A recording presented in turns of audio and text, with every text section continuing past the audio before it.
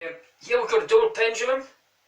Each pendulum is 50 centimeters long, and we've got two equal sized masses here that we're just using size D batteries. If I just displace the battery at the bottom and then let the system go, you'll see that it exhibits some chaotic motion.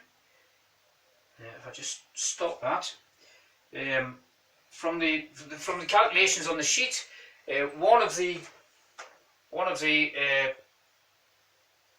normal modes is at 1 and √2. So if I displace the top mass by 1 unit and the bottom mass by 1 unit and about a half again, and let it go, this should exhibit a normal mode. We'll let it go.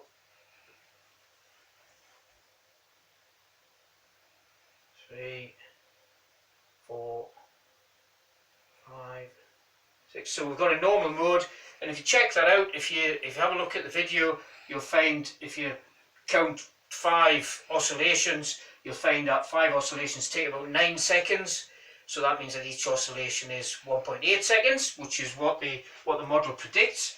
Now the other normal mode, which is a bit more difficult to get, is it's 1 deflection of 1 in the top mass and minus √2, so that's about -1.5.